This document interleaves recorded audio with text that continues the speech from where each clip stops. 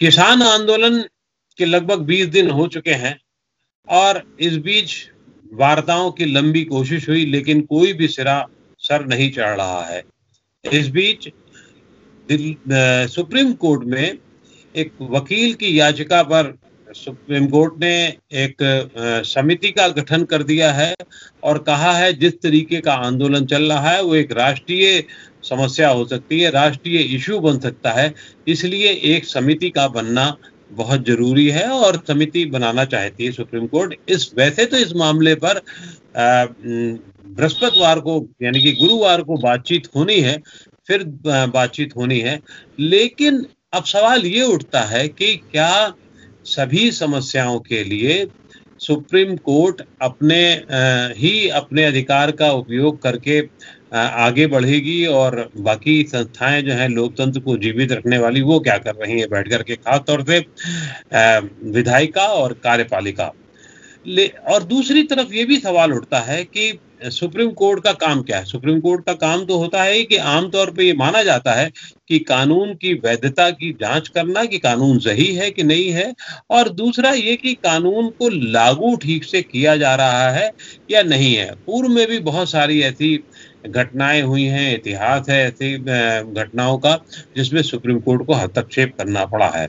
तो इस पूरे मसले पर हमारे साथ बातचीत करने के लिए देश के जाने माने वकील विराग गुप्ता जी हैं। विराग जी, बहुत बहुत स्वागत है आपका। नवोदय टाइम्स पंजाब केसरी से बातचीत करने के लिए आपने अपने व्यस्त समय से समय निकाला। सुप्रीम कोर्ट ही अगर हर समस्या का हल ढूंढने में लगेगी, वो बात दूसरी की उन्होंने सुप्रीम कोर्ट ने कहा कि अभी हम समिति बना देते हैं और राष्ट्रीय इशू होने जा रहा है। राष्ट्रीय इशू तो ऑलरेडी हो चुका है ये, और उसके बाद डेवलपमेंट ये है कि किसान संगठनों ने कह दिया नहीं हम कोई सुप्रीम कोर्ट की बात नहीं मानेंगे। इसके बाद बचता क्या, होगा क्या? जब सुप्रीम कोर्ट बोलते हैं कि राष्ट्रीय समस्या है, तो असली राष्ट्रीय समस्या ये है कि हम, चाहे सरकार हो, चाहे सुप्रीम कोर्ट हो या अन्य संस्थाएं हों, किसी भी समस्या को आखिरी समय तक टालते रहते हैं। और जब क्राइसिस, जब जिसको बोलते हैं कि पानी नाक के ऊपर आ जाता है, तब हम उसको एड्रेस करते हैं। सुप्रीम कोर्ट में एक पहले पिटीशन फाइल की गई थी, एक सांसद हैं मनोज झा जी, उनकी पिटीशन है, और भी याचिकाएं दायर की गई थी। उस पर इसके पहले तो सुनवाई नहीं हुई। किसान भी सड़कों पर आंदोलन करने से पहले ट्रेनों में आंदोलन कर रहे थे और ट्रेनों को बहुत दिनों तक रोका जा रहा था, तो सरकार के भी कानों में जू नहीं रहेंगी। और अब जब दिल्ली को चारों तरफ से बंद करने की मुहिम चालू हुई है, तो सुप्रीम कोर्ट का यह आदेश आया है। अगर इस आदेश से समस्या का निपटारा हो जाए तो बहुत अच्छी बात है, लेकिन पहले हम देखें कि सुप्रीम कोर्ट के सामने किस तरीके की याचिकाएं हैं। सुप्रीम कोर्ट में मोटे तौर पे 3 याचिकाएं हैं, जिनका 3 अलग अलग स्वरूप है। एक याचिका यह है कि कोई भी व्यक्ति आंदोलन करने के लिए सार्वजनिक रास्ते को बंद नहीं कर सकता, दूसरे लोगों को इनकन्वीनियंस नहीं पहुंचा सकता। और इस मामले पे शाहीन बाग का जजमेंट है और उसको कोट करते हुए कहा जा रहा है कि इस आंदोलन को खत्म कराने के लिए सुप्रीम कोर्ट आदेश दे। दूसरा जो याचिका है वो ये है कि किसानों को दिल्ली आकर जंतर मंतर या अन्य स्थानों पर अनशन करने की और प्रदर्शन करने की, विरोध प्रदर्शन करने की इजाजत दी जाए। और तीसरा यह है कि गरीब किसानों के हितों के संरक्षण के लिए सुप्रीम कोर्ट कदम उठाए, एनएचआरसी को डायरेक्शंस दिए जाएं और किसानों के हितों के बारे में सुप्रीम कोर्ट विचार करे। जो आज सुप्रीम कोर्ट ने आदेश दिया है उसमें आने वाले समय में कई जटिलताएं होंगी। पहली जटिलता ये होगी कि किसानों के सभी प्रतिनिधि जो आंदोलन कर रहे हैं, अगर वो समिति में शामिल नहीं हुए तो क्या। और दूसरे नंबर पर सुप्रीम कोर्ट ने जो समिति बनाई है, अगर समिति को ही सब कुछ करना है तो फिर सुप्रीम कोर्ट का जुडिशियल इंटरवेंशन इस मामले में कैसे होगा? बिल्कुल सही कह रहे हैं।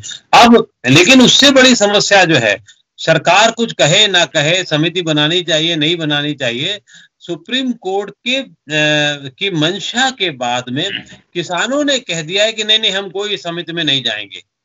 ये क्या दर्शाता है? ये कैसे, इसके क्या अर्थ निकलते हैं? इसमें जो सबसे बड़ी समस्या ये है कि किसानों के भी कई गुट हैं और किसान किसी सिर्फ 3 या 4 राज्य के किसान आंदोलन नहीं कर रहे हैं, अनेक राज्यों में किसान आंदोलन कर रहे हैं। जबकि सुप्रीम कोर्ट ने नोटिस, जो किसान यहाँ से दिल्ली से सटे हुए राज्य हैं, सिर्फ उनको नोटिस ही दी है, दिल्ली, उत्तर प्रदेश, हरियाणा, पंजाब। प्रश्न 3 हैं। पहला प्रश्न यह है कि अगर किसान, क्योंकि किसानों के नाम से तो ऑर्डर है नहीं, किसानों के लिए ऑर्डर नहीं है, और अगर उस ऑर्डर के अनुसार किसान जो आंदोलन जो कर रहे किसान हैं, अगर उस समिति में शामिल नहीं होंगे तो कैसे होगा। दूसरे नंबर पर जो बड़ी समस्या यह आने वाली है कि अगर दूसरे किसान शामिल होकर और किसी समझौते पर पहुंच जाते हैं तो क्या सुप्रीम कोर्ट बाकी पक्षों को सुन उसमें अपनी मोहर लगाएगी। और तीसरा कि ये एक आर्बिट्रेशन जैसा प्रोसेस है, वो कॉर्पोरेट जो मैटर्स होते हैं उसमें आर्बिट्रेशन का एक क्लॉज होता है, लेकिन आर्टिकल 32 में दायर की गई पिटीशन या संविधान के प्रावधानों को लागू करने के लिए दायर की गई पिटीशन में इस तरीके की जो समिति बनाने का जो सिस्टम है, ऐसा इसके पहले हुआ था, राम जन्मभूमि मामले में हुआ था, और जब उन्होंने सुप्रीम कोर्ट के जो जज थे उन्होंने बोला था कि सभी पक्ष आपसी रजामंदी से इस पर विचार कर लें, पर वो मैटर अलग था क्योंकि उसमें एक सिविल सूट था जो नीचे हाई कोर्ट से जिसका कि जजमेंट हुआ था और सुप्रीम कोर्ट में अपील में आए थे वो।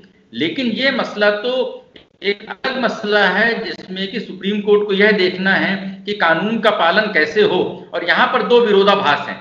एक विरोधाभास है कि किसान, जो हम बोलते हैं कि भारत कृषि प्रधान देश है और वो किसान आंदोलन कर रहे हैं, तो उनके फंडामेंटल राइट्स को, जो मिनिमम वेजेस हैं, जो मिनिमम जो एमएसपी जिसको हम बोलते हैं, उनको जीवन का अधिकार है, उनको भोजन का अधिकार है, पूरे देश का जो अन्नदाता है उसको अपने एक मिनिमम स्टैंडर्ड का अधिकार है। तो क्या उसके विरोध के अधिकार को लिया जा सकता है? यह एक प्रश्न है। दूसरा प्रश्न यह है कि उनके आंदोलन की वजह से दूसरे नागरिकों को समस्या है और उसके लिए सुप्रीम कोर्ट का जजमेंट है, तो क्या उस लोगों के अधिकार के हनन को किया जा सकता है? जो 2 धाराओं के बीच में क्लैश है, इस क्लैश में सरकार अपनी भूमिका निभाने की बजाय मामले को सुप्रीम कोर्ट के अगर दरवाजे पर अगर इसको खिसकाने की कोशिश की गई, तो इससे मुझे लगता है कि जो सेपरेशन है, जो कॉन्स्टिट्यूशन में, जो संविधान में एक हर जो अंग है उसकी जिम्मेदारी बनाई गई है, तो मुझे लग रहा है कि यह राजनीतिक समस्या है और इसको सरकार को हैंडल करना चाहिए। अगर इसमें जुडिशियल इंटरवेंशन हुआ तो इसमें कई सारी परंपराएं टूट सकती हैं। आपने बिल्कुल सही कहा कि अगर इसमें जुडिशियल इंटरवेंशन होगा तो कई सारी परंपराएं टूटने का खतरा है। और वैसे भी आर्बिट्रेशन का ये मामला तो किसानों के साथ का है नहीं मामला, ये आर्बिट्रेशन का मामला हो तो इसमें आने की आवश्यकता क्या है? क्या सुप्रीम कोर्ट चाहती तो कोई और निर्देश भी सरकार को दे सकती थी या कुछ और भी किया जा सकता था? नहीं, देखिए इसमें 2-3 तरह की समस्याएं हैं। पहला तो ये है कि शाहीन बाग वाले मामले में सुप्रीम कोर्ट ने बोला था कि अगर कानून का उल्लंघन हो रहा है तो किसी न्यायिक आदेश की आवश्यकता नहीं है, जो अथॉरिटीज हैं, पुलिस प्रशासन है, उनको अपनी जिम्मेदारी निभानी चाहिए। तो यहाँ पर भी यही सवाल आता है कि केंद्र और राज्य अपनी जिम्मेदारी क्यों नहीं निभा रहे हैं, और जिस तरीके से बोला जा रहा है किसानों के कंधों पे रख के राजनीतिक दल अपना आंदोलन चला रहे हैं, उसी तरीके से इस मामले के निराकरण के लिए जुडिशरी के कंधे का इस्तेमाल नहीं किया है। इस बात को जरूर ध्यान में रखना चाहिए, क्योंकि इससे आने वाले समय में नई किस्म की संवैधानिक जो परंपराएं विकसित होती हैं वो थोड़ी सी हैं। दूसरा एक सिद्धांत है कानून का कि बगैर सुने हुए कोई आदेश नहीं पारित करना चाहिए। तो अगर जो किसान इस समिति में नहीं आएंगे, कोई आदेश कैसे पारित होगा? और जो तीसरा सबसे बड़ा सवाल यह है कि 2 पक्षों द्वारा आपस में किए गए सुलह कोर्ट की मुहर यदि लग गई तो संविधान के अनुसार वो देश का कानून बन जाएगा। वो जजमेंट अगर पास हो गया तो उसको लागू कैसे किया जाएगा? खड़े होंगे यदि इस समिति में सारे पक्षों का प्रतिनिधित्व नहीं होता है तो। ये अपने आप में बड़ी विकराल समस्या है। और आपको क्या लगता है कि इसको सिर्फ मतलब कानून के जरिए ही हल किया जा सकता है, या ये समस्या आप कह रहे हैं सरकार को ही हल करनी चाहिए तभी इसका स्थायी समाधान माना जाएगा? अभी जीएसटी के लिए आधी रात में संसद का अधिवेशन बुलाया गया, तो अगर किसानों से जिसमें सभी पक्ष, सरकार हो या विपक्ष, सभी लोग बोल रहे हैं कि किसानों के हितों की अनदेखी नहीं की जा सकती है, कि जब संसद में यह कानून बना था तो इसमें सही तरीके से वोटिंग नहीं हुई, सही तरीके से बहस नहीं हुई, और यही खड़े किए जा रहे हैं कि इस पर इस मामले को एक कमेटी में क्यों नहीं इसको दिया गया। इसमें जिस तरीके से दूसरे कानूनों पर बहस होती, पार्लियामेंट्री कमेटीज में डिस्कशन क्यों नहीं हुआ। इसलिए इस मसले पर सर्वदलीय बैठक बुलाई जाए, इस मसले पर संसद में विशेष अधिवेशन हो। और जो सबसे दिलचस्प बात यह है कि एमएसपी के लिखित आश्वासन को, उसकी क्या कानूनी वैधता है? अगर कानूनी वैधता है, अगर सरकार के लिखित आश्वासन की कानूनी वैधता है, तो उसको कानून के दायरे में क्यों नहीं लाया जाना चाहिए? और अगर कानूनी वैधता नहीं है तो उसको किसान कैसे स्वीकार करें? ये बहुत बड़ा विरोधाभास है पूरी बातचीत में। लेकिन एक बात बताइए, 55 साल से देश में एमएसपी चल रही है, अभी तक तो कोई कानूनी वैधता नहीं थी, तो अब ऐसी क्या जरूरत पड़ गई है कि एकदम से कानूनी वैधता का ही प्रारूप दिया जाए? हर चीज को कानून से, तो ये सरकार का पक्ष है कि हर चीज को कानून से तो नहीं लागू किया जा सकता। नहीं, देखिए, इसमें जो 3 नए कानून बने हैं, इन 3 नए कानूनों में जो 3 तरह की चीजें हुई, पहला ये हुआ कि परंपरागत मंडी के बाहर भी फसल बेची जा सकती है। इसके लिए कानून बनाने की क्या जरूरत थी? पहले भी बेचते थे। अगर ये कहा जा रहा है कि सिर्फ 6% फसल ही एमएसपी में बिकती है, या 25% से ज्यादा फसल परिवार अपनी मंडियों में बेचते हैं, इसका मतलब बकाया फसलें तो प्राइवेट एजेंसीज को बेची जाती थी। तो जो चीज पहले से थी उसके लिए कानून क्यों लाया गया? दूसरा कानून ये लाया गया कि कॉन्ट्रैक्ट फार्मिंग है, तो कॉन्ट्रैक्ट फार्मिंग भी हो रही है 15-20 राज्यों में, तो क्यों कानून लाया गया? तीसरा लाया गया, एसेंशियल कमोडिटीज एक्ट में उन्होंने फसल की भंडारण की लिमिट खत्म कर दी। प्रश्न 2 हैं। पहला प्रश्न यह है कि संविधान की 7वीं अनुसूची के तहत खेती से जुड़े, किसानी से जुड़े, जमीन से जुड़े, पानी से जुड़े सारे मामले राज्यों के भीतर आते हैं, समवर्ती सूची में भी नहीं आते हैं। तो राज्यों के भीतर जो मामला आता है उस पर केंद्र सरकार ने राज्यों से सलाह मशविरा किए बगैर कानून कैसे बनाया? यह पहला सवाल है। दूसरा जो बड़ा सवाल है कि अभी तक एमएसपी के बारे में कानून नहीं था 55 साल से, और अब इस पर विवाद क्यों हो रहा है? उसकी बड़ी वजह है। बड़ी वजह यह है कि मंडियों का एक रेगुलेटरी नेटवर्क है, मंडियों की अपनी एक आर्थिक सिस्टम है, और मंडियों की बिक्री में एक पूरा तंत्र है। वहां पर राज्यों को टैक्स मिलता है, वहां पर अनेक प्रकार के, जिनको हम बिचौलिए बोलते हैं, उसका सिस्टम है। उस सिस्टम से कई लोगों को रोजगार मिलता है, यद्यपि उसमें कई बार किसानों को नुकसान होता है। लेकिन अब क्या करें के बाहर बेचने के लिए किसी प्रकार का शुल्क नहीं लगेगा, किसी प्रकार का टैक्स नहीं लगेगा। तो इसके 2 नुकसान हुए। पहला, खत्म हो गई। दूसरा नुकसान यह हुआ, इन कानूनों में कहीं पर भी मंडियों को खत्म करने की व्यवस्था नहीं की गई है, लेकिन मंडियों में जो प्रेजेंट सिस्टम है उसमें अनेक प्रकार के टैक्सेस लगते हैं, अनेक प्रकार के खर्चे होते हैं, उसमें कई लोगों को रोजगार मिलता है, राज्यों को अनेक प्रकार की आमदनी होती है। नए कानून के अनुसार मंडियों के बाहर बिक्री करने में, खरीद फरोख्त में न ही कोई रेगुलेटरी नेटवर्क है, न ही कोई टैक्सेशन है, और ऑनलाइन खरीदी भी की जा सकती है। तो अगर लोगों को ऑनलाइन खरीदी करने में आसानी हो जाएगी तो फिर मंडी में कौन जाकर खरीदेगा बेचेगा। इसको इस तरीके से समझिए कि अगर एक दुकान खोलने में एमसीडी समेत 50 लोगों के कंप्लायंसेस चाहिए और ऑनलाइन दुकान खोलने में कुछ भी नहीं चाहिए, तो सारे लोग तो ऑनलाइन जाएंगे, दुकान तो बंद हो जाएगी परंपरागत। इस तरीके से इन नए कानूनों से मंडियों को खत्म करने की एक पूरी एक कोशिश है। ये अच्छी है या खराब है इससे मतलब नहीं है, लेकिन मैं इसको इस तरीके से देखता हूं कि डिजिटल कंपनियों ने, बहुराष्ट्रीय कंपनियों ने, मीडिया, ई कॉमर्स, दवाएं, दुनिया भर की जितने भी क्षेत्र अपना अधिकार दिया है, लेकिन किसानी के क्षेत्र में अगर उनका अधिकार हो गया तो न सिर्फ एमएस, राज्यों का जो तंत्र है वो कमजोर होगा। मैंने जैसे बताया कि किसानी, खेती, पानी, सिंचाई, ये सारे विषय राज्यों के हैं, तो राज्यों के विषय पर कानून बनाने के लिए केंद्र सरकार को इतनी जल्दबाजी क्यों है? जो चीज अब है, तो जब हम आनंद या प्रेमचंद के गोदान को पढ़ते हैं या महबूब के जो मदर इंडिया को देखते हैं, तो किसान की हालत को सुधारने के लिए रातों रात कानून क्यों ला जा रहे हैं? इससे सरकार की मंशा पर संदेह होता है। क्या आपको लगता है कि अब हल क्या है, क्या किया जा सकता है जिससे सरकार की भी थोड़ी मतलब आमने सामने सरकार बनी रही, उसका इकबाल बना रहे और किसानों की भी समस्या का हल हो सके? तो इसका क्या रास्ता कुछ नजर आता है आपको? क्योंकि आप कानूनविद भी हैं, कानून को भी समझते हैं, सरकार को भी समझने की कोशिश करते रहे हैं, आपको क्या लगता है?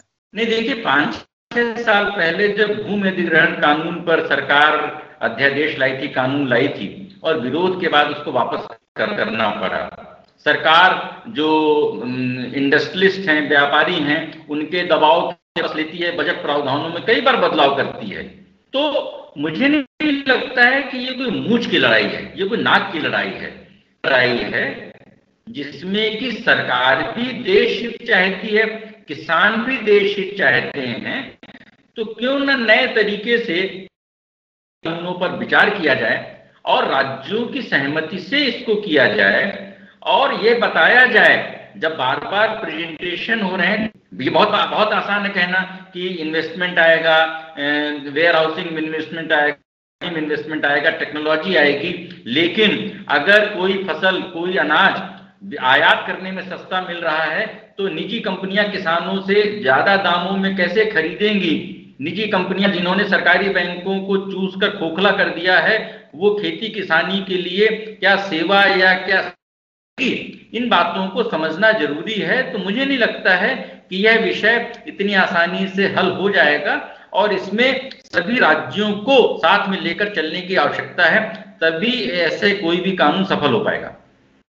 क्या आपको अपने देश में ऐसा लगता है कि जहां विपक्षी सरकारें, सत्तारूढ़ दल की सरकारें एक मत होती नहीं है, तो उनको साथ रख करके कोई कानून बड़े स्तर पर बनाया जा सकता है, खासतौर से इसमें तथाकथित सर्वसम्मति की बात हो? आपको लगता है कि कांग्रेस की 6 सरकारें जो हैं वो सर्वसम्मति करने देंगी? होगा उस पे कोशिश के बाद भी? नहीं, देखिए जीएसटी पर पूरे सभी राज्यों की सहमति हुई, सर्वसम्मति को समझने की आवश्यकता है कि हमारा जो संविधान है, हमारा जो लोकतंत्र है, संघवाद, राज्य और केंद्र हिस्से हैं। तो हमें अगर राष्ट्रीय विषयों पर अगर हम संकुचित राजनीतिक स्वार्थों को छोड़ दें, चाहे सत्तारूढ़ दल हो चाहे विपक्ष हो, तो कोई भी मसला हल हो सकता है। जो इसीलिए जो बड़े मसले हैं, देश के बड़े मसले हैं, वो केंद्र सरकार के अधीन हो, चाहे रक्षा हो, चाहे संचार हो या दूसरे या करेंसी हो। इसी तरीके से किसान की समस्या राज्य की समस्या नहीं है, पूरे देश की समस्या है और इसे व्यापक राष्ट्र करने की आवश्यकता है। सुप्रीम कोर्ट के नोटिस से, समिति बनाने से अभी इस बात पे भी सवाल खड़े होंगे कि सभी पक्ष हैं उनको नोटिस नहीं जारी किए गए। तो ऐसे मुझे नहीं लगता है कि सुप्रीम कोर्ट के इस कैसे सर्वसम्मति बन पाएगी, यह अभी देखना बाकी है। चलिए देखते हैं कि भविष्य क्या इसका क्या रिस्पॉन्सेज आते हैं। शुरुआती रिस्पॉन्सेज तो बहुत निगेटिव है। किसान संगठनों ने आकर दी है जो मूल रूप से उसके भागीदार हैं। अब उनको किसान संगठनों को सिर्फ सरकार और सरकार की तरफ से न्योते का इंतजार है, बड़ा इंतजार है, वो भी ठोस न्योते का, ये सिर्फ बातचीत की नहीं।